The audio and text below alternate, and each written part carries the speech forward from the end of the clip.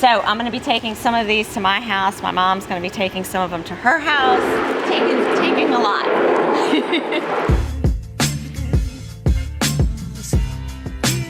I'm getting ready with my mom and my sister to start getting State Street all cleaned up. My job's gonna be the outside, so I'm gonna need to weed the garden, transplant some of these boxwoods over to the new house, bring the ginger over to the new house, and start trying to think about how some of this outdoor stuff is gonna venture over there.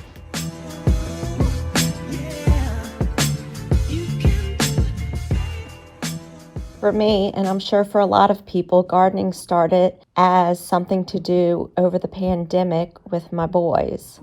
We started by taking down their old swing set and then creating little vegetable gardens. It really allowed me to enjoy being outside and working with my boys. But what I didn't realize is that gardening is a way super therapeutic. Not only do you create something, but as other gardeners have said, you work things out in the garden. This is the work in the garden from this past weekend with me and my two boys. And basically what we did is we dug up all of these boxwoods because they've been growing for 2 years and are a good, nice size, and they get more and more expensive the bigger they are. So they were right over here. So we dug up this row, so we still have the 4 nice equal sized parterres. And I'm going to be taking these with me to the new house, so I put them in the planters so they're more easily transferable. The other thing is originally I had a vision that all these camellias were going to line the perimeter of the pool behind the hydrangeas. And you can see now the hydrangeas, which I've also put down, have no leaves because that's what they do in the winter. But they'll blossom in the spring with big full leaves and big full buds, so they're really cool. The camellias bloom in the winter in January and February, so when you're trying to plant a garden, it becomes like a symphony of color if you can figure out how to have something blooming, and as it finishes blooming, something else comes into bloom, so the garden is in constant bloom during the different seasons. So camellias are an old southern favorite, and it's really fun to look at all the varieties. The G. Homer, and you can see it's got like a really pretty center, and then some of them have the centers that have more of the yellow inside. So this one is a April Melody. So you can see there's all kinds of different ones. There's some white ones, there's lighter pink. This is actually one of my favorites, which is called La Peppermint. And when it blooms, it's got a white and pink center on it. So I'm gonna be taking some of these to my house. My mom's gonna be taking some of them to her house. And then we've got to find places for some of my favorite estate finds, like this little guy who plays his, I think it's some kind of ukulele type thing. And then down at the other end of the pool, we've got the huge urn down there.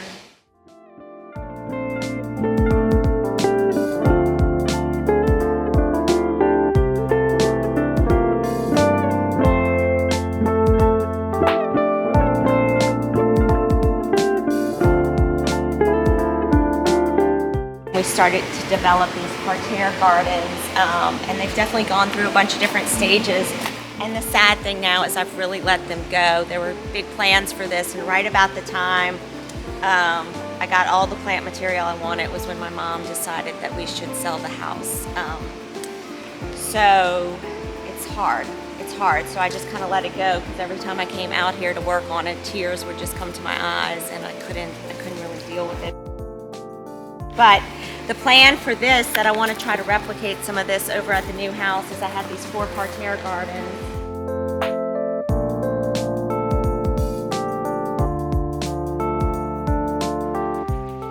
I love being on swings.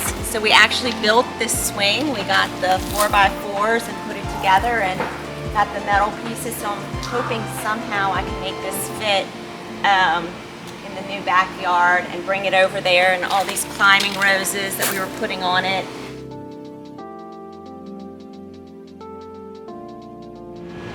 So just kind of getting ready, plants and all, to transfer to the new house.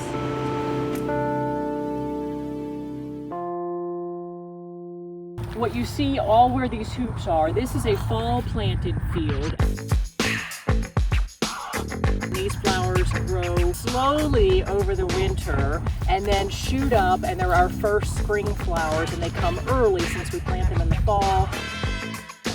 I realized that there was little information, be it on YouTube or over the internet, about southern gardening, and that is the reason for the trip to Molly Faye Flower Farm. Because of the curvature of their stems, by the time you leave, you'll see many more of these open. They open that fast. The proper stage for this is what we call cracking bud. You see how you can see the color right there? That's when we harvest that flower. So the irrigation that you see here is something that like anybody could really set up. We typically leave the irrigation on for like 30 minutes to an hour when it hasn't kind of rained. And you have to just feel it, which will be true like at your house too. You're gonna have to just put your fingers in the soil and feel when it's dry, and that's when it needs water. They really have expanded everything that they offer for home gardeners. Every single thing that we use, you can buy at Johnny's. I got really interested in cut flower gardening. I was thrilled to find Molly Faye Flower Farm. I then signed up for their email, and when they offered the class, I reached out to some of my friends and realized it was the perfect venue for us to go learn more about cut flower farming.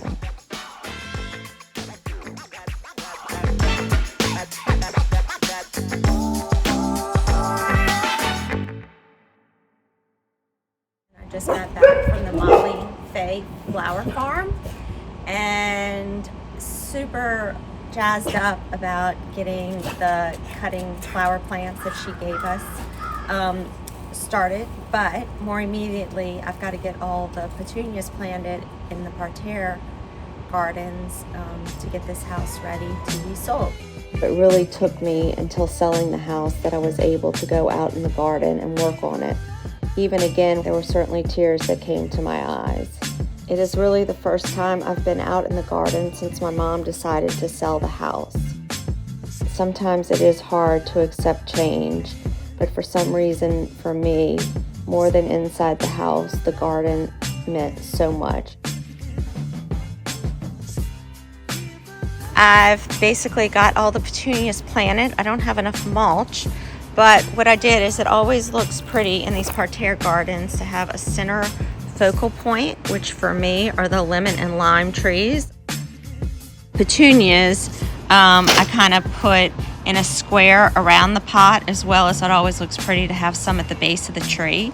And then I put a larger square around it too, and they're spaced out a good bit, but they'll mound and be really pretty. So all of the parterres now have the petunias. And again, these are all annual plants, so it's kind of fun to change out to different things as the seasons go on. I learned that if you create these little rooms, it makes a more private, intimate garden and actually can make your garden feel better. So we put this row of viburnum across here so that when you're in the garden, you feel like you're in this little private space that has higher plantings on two sides. And then get these beds planted up so it looks nice for the new buyers. And as you can see, it's really an absolutely beautiful, beautiful rose. Another thing that's one of my favorite things still left in the garden, which I used to have tons of, these parterres have been planted with everything from blackberries to strawberries to fruits and vegetables. But I also had at one time tons of daisies. I kind of had these two as daisies and these two as different flowers. And I'm trying to save a bunch of the seeds, which I have inside drying, but this is the Lucille Grace. Up, and there she is on cue. This is the Lucille Grace. Yeah, that's where. So this is why Lucille Grace is named Lucille Grace, because daisies are my favorite flower, and this is the Lucille Grace daisy. Until you actually do, it's hard to really explain. But you go in the garden and you spend time digging in the dirt and planting the flowers and creating something beautiful. But it also helps you work through problems, and for some reason I always leave the garden after a good day's of work with a clearer head, feeling much better.